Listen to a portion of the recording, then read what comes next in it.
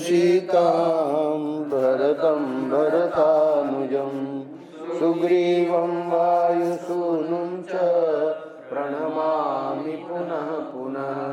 नमोऽस्तु रामाय सलक्ष्मणाय देव्यै च तस्यै जनकात्मजायै।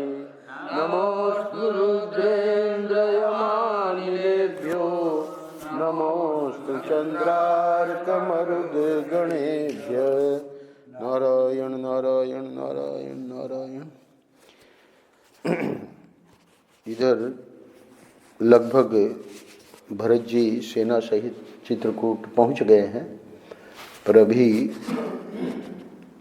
ठीक जगह कहाँ है राम लक्ष्मण और सीता, इसका अभी पता लगाने की कोशिश कर रहे हैं। अब वाल्मीकि जी उधर क्या हो रहा है उसका वर्णन करते हुए मन को बहलाने के लिए, सीता के मन को बहलाने के लिए भगवान चित्रकूट की सुंदरता का वर्णन करते हैं। 94वें अध्याय का विश्राम वहीं पर हुआ। अगले अध्याय में श्री राम का सीता के प्रति मंदाकिनी नदी की शोभा का वर्णन। भगवान कह रहे हैं सीता को, उस समय कमल नयन श्री राम ने चंद्रमा के समान मनोहर मुख तथा सुंदर कटि प्रदेश वाली विदेह राज नंदिनी सीता से इस प्रकार कहा। 3रा श्लोक। हे प्रिय, अब मंदाकिनी नदी की शोभा देखो। हंस और सारसों से सेवित होने के कारण यह कितनी सुंदर जान पड़ती है। इसका किनारा बड़ा ही विचित्र है। नाना प्रकार के पुष्प इसकी शोभा बढ़ा रहे हैं। फल और फूलों के भार से लदे हुए नाना प्रकार के तटवर्ती वृक्षों से घिरी हुई यह मंदाकिनी कुबेर के सौगंधिक सरोवर की भांति सब ओर से सुशोभित हो रही है। हरिणों के झुंड पानी पीकर इस समय यद्यपि यहाँ का जल गंदला कर गए हैं, तथापि इसके रमणीय घाट मेरे मन को बड़ा आनंद दे रहे हैं। हे प्रिय, वह देखो, जटा, मृगचर्म और वल्कल का उत्तरीय धारण करने वाले महर्षि उपयुक्त समय में आकर इस मंदाकिनी नदी में स्नान कर रहे हैं।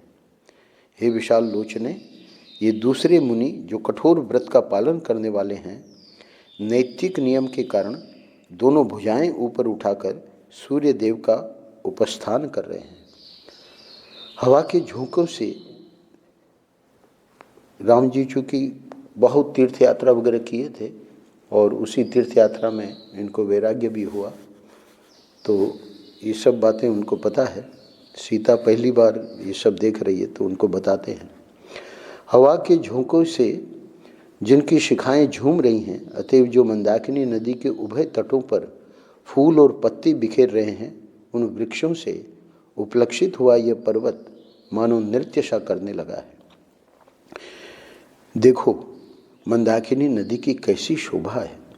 कहीं तो इसमें मोतियों के समान स्वच्छ जल बहता दिखाई देता है, कहीं यह ऊंचे कगारों से ही शोभा पाती है। वहाँ का जल कगारों में छिप जाने के कारण दिखाई नहीं देता है, और कहीं सिद्ध जन इसमें अवगाहन कर रहे हैं तथा यह उनसे व्याप्त दिखाई देती है। हे सुंदरी, देखो, वायु के द्वारा उड़ाकर लाए हुए ये ढेर के ढेर फूल किस तरह मंदाकिनी के दोनों तटों पर फैले हुए हैं, और वे दूसरे पुष्प समूह कैसे पानी पर तैर रहे हैं। देखो तो सही, ये मीठी बोली बोलने वाले चक्रवाक पक्षी सुंदर कलरव करते हुए किस तरह नदी के तटों पर आरूढ़ हो रहे हैं। यहाँ जो प्रतिदिन चित्रकूट और मंदाकिनी का दर्शन होता है, वह नित्य निरंतर तुम्हारा दर्शन होने के कारण अयोध्या निवास की अपेक्षा भी अधिक सुखद जान पड़ता है। साथ में आगे न तो इनका भी दर्शन हो रहा है, तो इसलिए उसकी भी प्रशंसा कर रहे हैं। इस नदी में प्रतिदिन तपस्या, इंद्रिय संयम और मनोनिग्रह से संपन्न निष्पाप सिद्ध महात्माओं के अवगाहन करने से इसका जल विक्षुब्ध होता रहता है। चलो तुम भी मेरे साथ इसमें स्नान करो। एक सखी दूसरी सखी के साथ जैसे क्रीड़ा करती हैं, उसी प्रकार तुम मंदाकिनी नदी में उतरकर इसके लाल और श्वेत कमलों को जल में डुबोती हुई इसमें स्नान क्रीड़ा करो। हे प्रिय, तुम इस वन के निवासियों को पूर्वासी मनुष्यों के समान समझो। चित्रकूट पर्वत को अयोध्या के तुल्य मानो और इस मंदाकिनी नदी को सरयू के सदृश जानो। धर्मात्मा लक्ष्मण सदा मेरी आज्ञा के अधीन रहते हैं और तुम भी मेरे मन के अनुकूल ही चलती हो, इससे मुझे बड़ी प्रसन्नता होती है। हे प्रिय, तुम्हारे साथ तीनों काल स्नान करके मधुर फल मूल का आहार करता हुआ मैं न तो अयोध्या जाने की इच्छा रखता हूँ और न राज्य पाने की ही इच्छा रखता हूँ।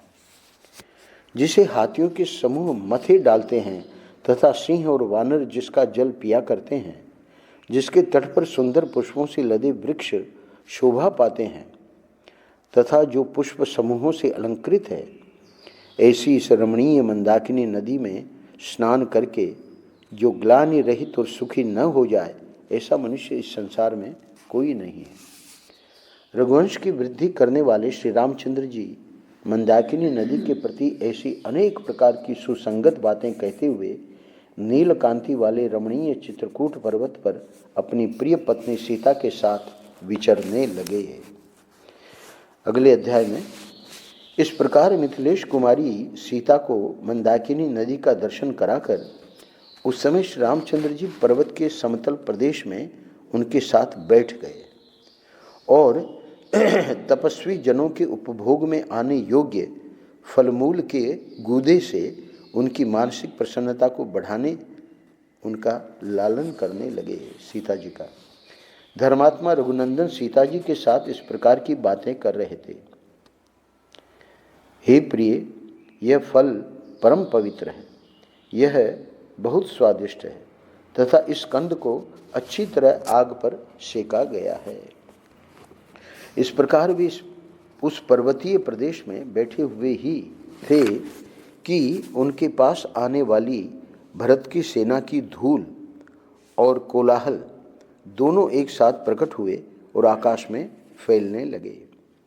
इसी बीच में सेना के महान कोलाहल से भयभीत एवं पीड़ित हो हाथियों की कितने ही मतवाले यूथपति अपने यूथों के साथ संपूर्ण दिशाओं में भागने लगे।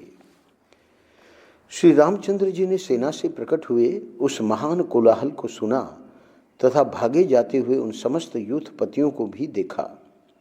उन भागे हुए हाथियों को देखकर और उस महाभयंकर शब्द को सुनकर श्री रामचंद्र जी उद्दीप्त तेज वाले सुमित्रा कुमार लक्ष्मण से बोले, हे लक्ष्मण, इस जगत में तुमसे ही माता सुमित्रा श्रेष्ठ पुत्र वाली हुई हैं। देखो तो सही, यह भयंकर गर्जना के साथ कैसा गंभीर तुमुल नाद सुनाई देता है। पता तो लगाओ, इस विशाल वन में ये जो हाथियों के झुंड अथवा भैंसे या मृग जो सहसा संपूर्ण दिशाओं की ओर भाग चले हैं, इसका क्या कारण है? इन्हें सिंहों ने तो नहीं डरा दिया है अथवा कोई राजा या राजकुमार इस वन में आकर शिकार तो नहीं खेल रहा है या दूसरा कोई हिंसक जंतु तो नहीं प्रकट हो गया है। हे लक्ष्मण, इस पर्वत पर अपरिचित पक्षियों का आना जाना भी अत्यंत कठिन है, फिर यहाँ किसी हिंसक जंतु व राजा का आक्रमण कैसे संभव है? अतः इन सारी बातों की ठीक ठीक जानकारी प्राप्त करो। भगवान श्री राम की आज्ञा पाकर लक्ष्मण तुरंत ही फूलों से भरे हुए एक शाल वृक्ष पर चढ़ गए और संपूर्ण दिशाओं की ओर देखते हुए उन्होंने पूर्व दिशा की ओर दृष्टिपात किया। तत्पश्चात उत्तर की ओर मुंह करके देखने पर उन्हें एक विशाल सेना दिखाई दी, जो हाथी, घोड़े और रथों से परिपूर्ण तथा प्रयत्नशील पैदल सैनिकों से संयुक्त थी। घोड़ों और रथों से भरी हुई तथा रथ की ध्वजा से विभूषित उस सेना की सूचना उन्होंने श्री रामचंद्र जी को दी और यह बात कही, हे आर्य, अब आप आग बुझा दें। लक्ष्मण जी कह रहे हैं भगवान को कि आग को आप बुझा दें, अन्यथा धुआं देखकर यह सेना यहीं चली आएगी। देवी सीता गुफा में जा बैठें, आप अपने धनुष पर प्रत्यंचा चढ़ा लें और बाण तथा कवच धारण कर लें। यह सुनकर पुरुष सिंह श्री राम ने लक्ष्मण से कहा, हे प्रिय सुमित्रा कुमार, अच्छी तरह देखो तो सही, तुम्हारी समझ में यह किसकी सेना हो सकती है। श्री राम के ऐसा कहने पर लक्ष्मण रोष से प्रज्वलित हुए अग्निदेव की भांति उस सेना की ओर इस तरह देखने लगे मानो उसे जलाकर भस्म कर देना चाहते हों, और इस प्रकार बोले। अब जब भगवान ने पूछा तो उनको ये सब ध्वजा के चिन्ह होते हैं, तो उससे उनको पता लग गया कि भरत जी ही आए हैं। कह रहे हैं अगले श्लोक में, हे भैया, निश्चय ही यह कैकेयी का पुत्र भरत है, जो अयोध्या में अभिषिक्त होकर अपने राज्य को निष्कंटक बनाने की इच्छा से हम दोनों को मार डालने के लिए यहाँ आ रहा है। सामने की ओर यह जो बहुत बड़ा शोभा संपन्न वृक्ष दिखाई देता है, उसके समीप जो रथ है उस पर उज्ज्वल तने से युक्त कोविदार वृक्ष से चिन्हित ध्वज शोभा पा रहा है। ये कोविदार शब्द पहले भी आया था, पर ये वृक्ष होता है, तो वो कोविदार वृक्ष उस ध्वजा पे वो दिखाता है कि रघुवंश इनका चिन्ह है, तो इसलिए वो पहचान गए कि वो भरती हैं, क्योंकि राजा दशरथ भी वही ध्वज रखते थे। तो अब ये स्वयं राजा बन गए हैं भरत, ऐसा इन लोगों की कल्पना है, मतलब इसकी इनकी लक्ष्मण जी की। तो ये घुड़सवार सैनिक इच्छा अनुसार शीघ्रगामी घोड़ों पर आरूढ़ हो इधर ही आ रहे हैं, और ये हाथी सवार भी बड़े हर्ष से हाथियों पर चढ़कर आते हुए प्रकाशित हो रहे हैं। हे वीर, हम दोनों को धनुष लेकर पर्वत के शिखर पर चलना चाहिए, अथवा कवच बांधकर अस्त्र शस्त्र धारण किए यहीं डटे रहना चाहिए। हे रघुनंदन, आज यह कोविदार के चिन्ह से युक्त ध्वज वाला रथ रणभूमि में हम दोनों के अधिकार में आ जाएगा, और आज मैं अपनी इच्छा के अनुसार उस भरत को भी सामने देखूंगा कि जिसके कारण आपको, सीता को और मुझे भी महान संकट का सामना करना पड़ा है, तथा जिसके कारण आप अपने सनातन राज्याधिकार से वंचित किए गए। यह भरत हमारा शत्रु है और सामने आ गया है, अतः वध के ही योग्य है। भरत का वध करने में मुझे कोई दोष नहीं दिखाई देता। जो पहले का अपकारी रहा हो उसको मारकर कोई अधर्म का भागी नहीं होता है। भरत ने पहले हम लोगों का अपकार किया है, अतः उसे मारने में नहीं, जीवित छोड़ देने में ही अधर्म है। इस भरत के मारे जाने पर आप समस्त वसुधा का शासन करें। जैसे हाथी किसी वृक्ष को तोड़ डालता है, उसी प्रकार राज्य का लोभ करने वाली कैकेयी आज अत्यंत दुख से आर्त हो इसे मेरे द्वारा युद्ध में मारा गया देखें। मैं कैकेयी का भी उसके सगे संबंधियों एवं बंधु बांधवों सहित वध कर डालूंगा। आज यह पृथ्वी कैकेयी रूप महान पाप से मुक्त हो जावे। आज मैं अपने रोके हुए क्रोध और तिरस्कार को शत्रु की सेनाओं पर उसी प्रकार छोड़ूंगा जैसे सूखे घास फूस के ढेर में आग लगा दी जाए। आप तीखे बाणों से नहीं, अपने बारे में कह रहे हैं, अपने तीखे बाणों से शत्रुओं के शरीरों के टुकड़े टुकड़े करके मैं अभी चित्रकूट के इस वन को रक्त से सींच दूंगा। मेरे बाणों से विदीर्ण हुए हृदय वाले हाथियों और घोड़ों को तथा मेरे हाथ से मारे गए मनुष्यों को भी गीदड़ आदि मांसभक्षी जंतु इधर उधर घसीटेंगे। इस महान वन में सेना सहित भरत का वध करके मैं धनुष और बाण के ऋण से उऋण हो जाऊंगा, इसमें संशय नहीं है।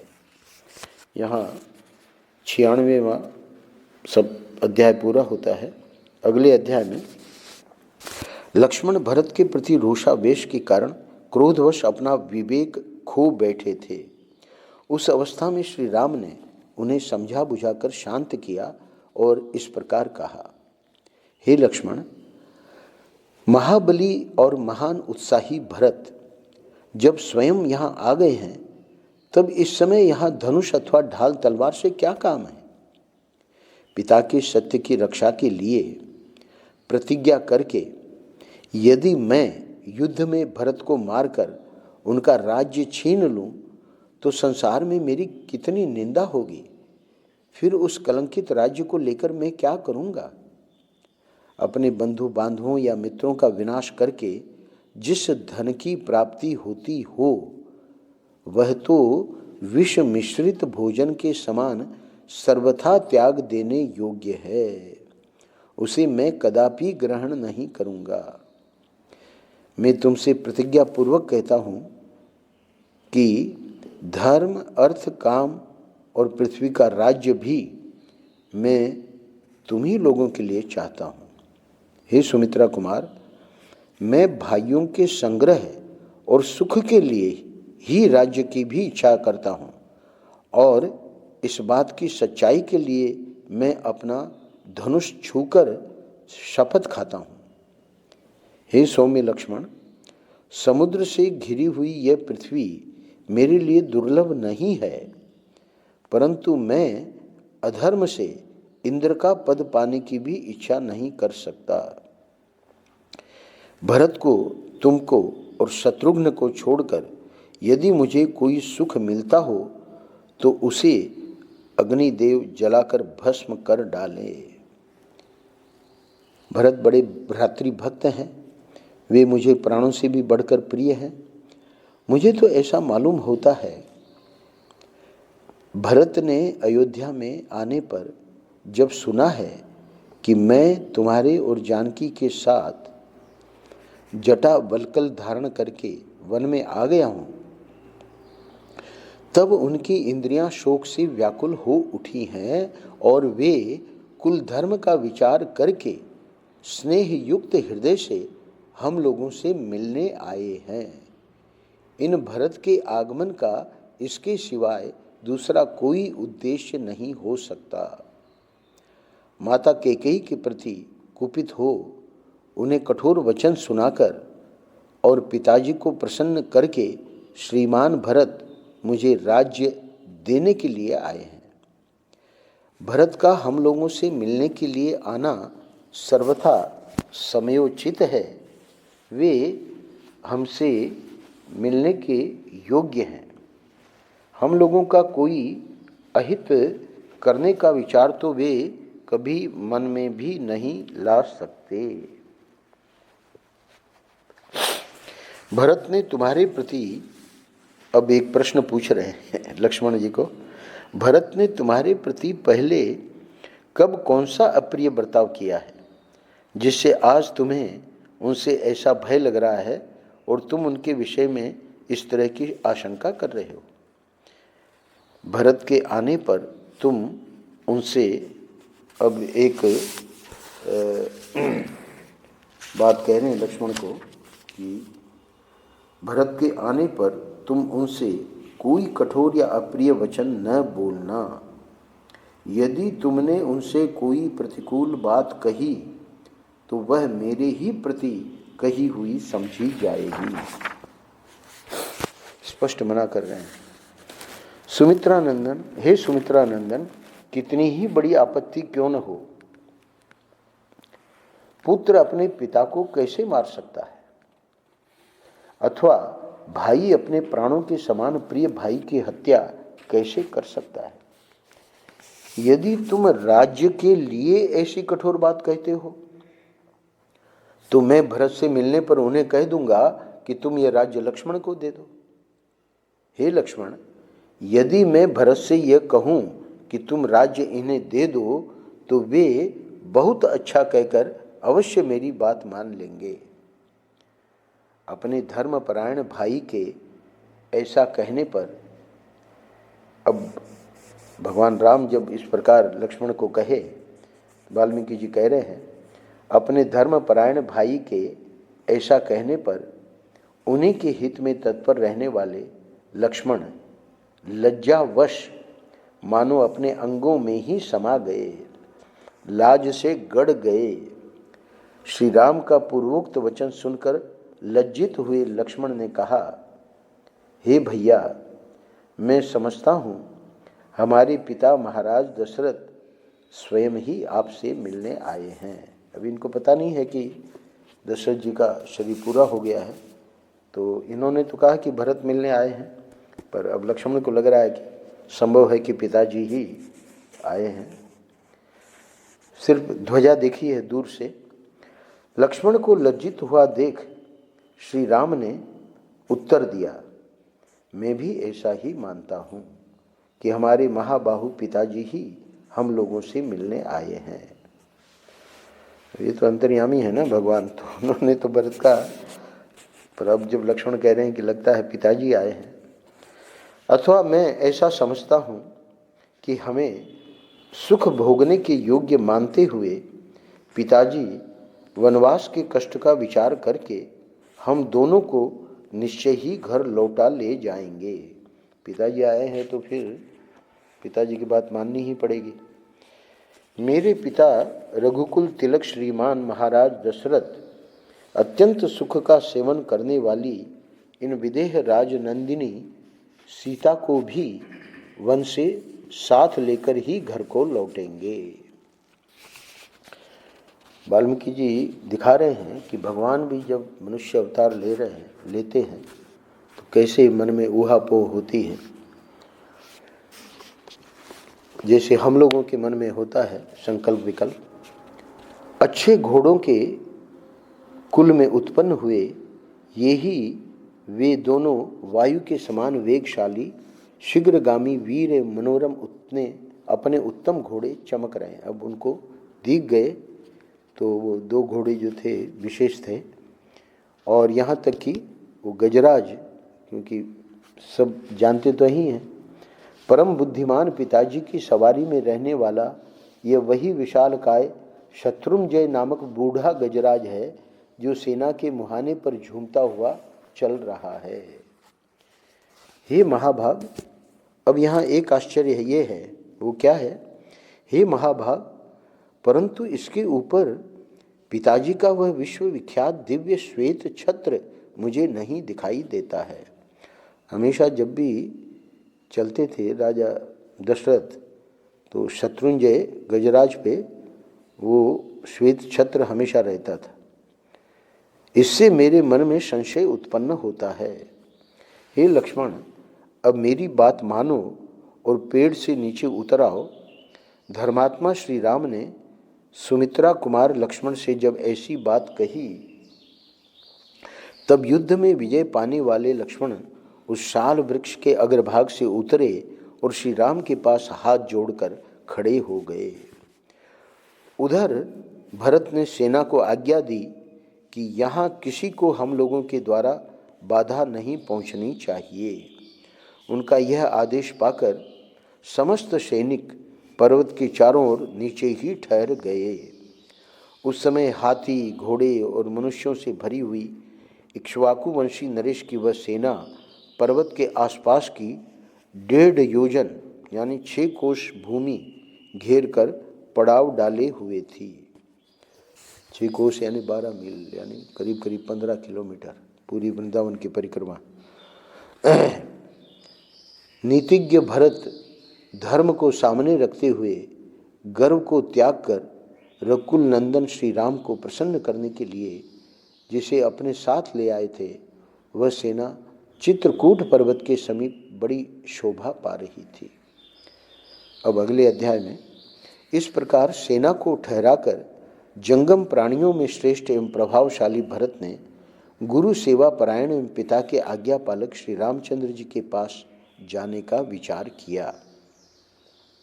जब सारी सेना विनीत भाव से यथास्थान ठहर गई तब भरत ने अपने भाई शत्रुघ्न से इस प्रकार कहा, हे सौम्य, बहुत से मनुष्यों के साथ इन निषादों को भी साथ लेकर तुम्हें शीघ्र ही इस वन में चारों ओर श्री रामचंद्र जी की खोज करनी चाहिए।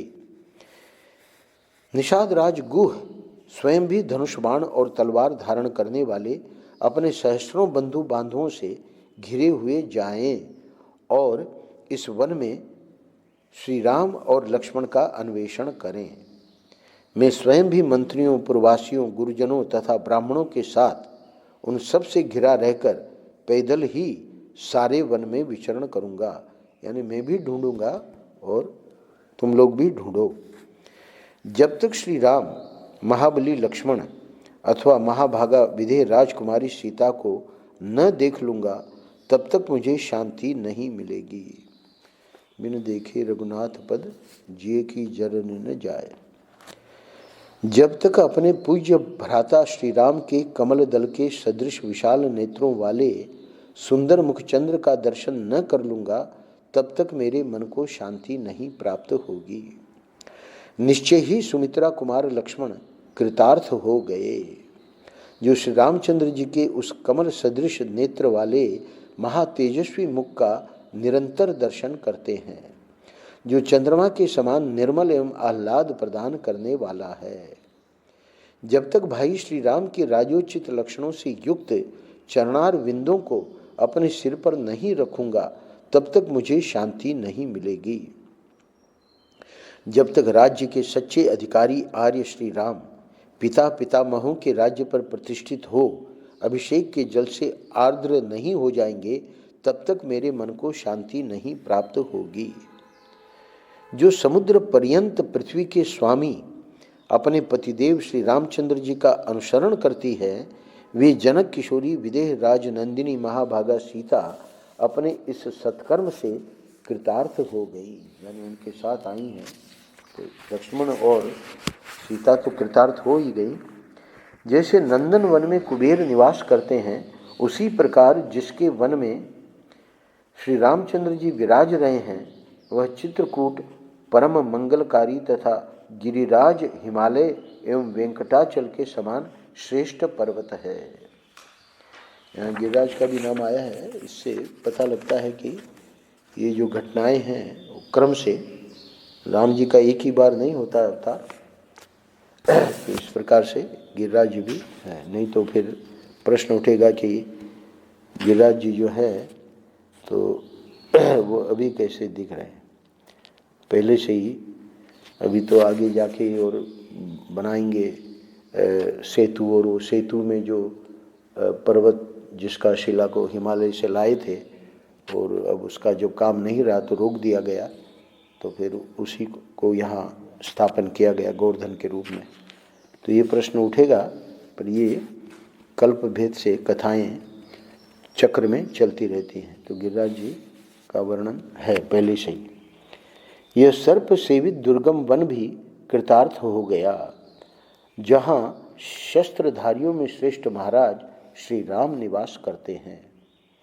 ऐसा कहकर महातेजस्वी पुरुष प्रवर महाबाहु भरत ने उस विशाल वन में पैदल ही प्रवेश किया। वक्ताओं में श्रेष्ठ भरत पर्वत शिखरों पर उत्पन्न हुए वृक्ष समूहों के, जिनकी शाखाओं के अग्रभाग फूलों से भरे थे, बीच से निकले। आगे जाकर वे बड़ी तेजी से चित्रकूट पर्वत के एक शाल वृक्ष पर चढ़ गए और वहां से उन्होंने श्री रामचंद्र जी के आश्रम पर सुलगती हुई आग का ऊपर उठता हुआ धुआं देखा। उस धूम को देखकर श्रीमान भरत को अपने भाई शत्रुघ्न सहित बड़ी प्रसन्नता हुई और यही श्री राम हैं यह जानकर उन्हें अथाह जल से पार हो जाने के समान संतोष प्राप्त हुआ। अंतिम श्लोक में 98वें नंबर अध्याय में कहते हैं, इस प्रकार चित्रकूट पर्वत पर पुण्यात्मा महर्षियों से युक्त श्री रामचंद्र जी का आश्रम देखकर महात्मा भरत ने ढूंढने के लिए आई हुई सेना को पुनः पूर्व स्थान पर ठहरा दिया और वे स्वयं गुह के साथ शीघ्रतापूर्वक आश्रम की ओर चल दिए। अब अगले अध्याय में भरत का शत्रुघ्न आदि के साथ श्री राम के आश्रम पर जाना, उनकी पर्णशाला को देखना तथा रोते रोते उनके चरणों में गिर जाना, श्री राम का उन सबको हृदय से लगाना और मिलना, ये भरत मिलाप कल होगा। और इसके आगे के जो प्रसंग हैं वो भी हम कल से क्रमशः सुनेंगे। नारायण नारायण नारायण नारायण। श्री राम जय राम।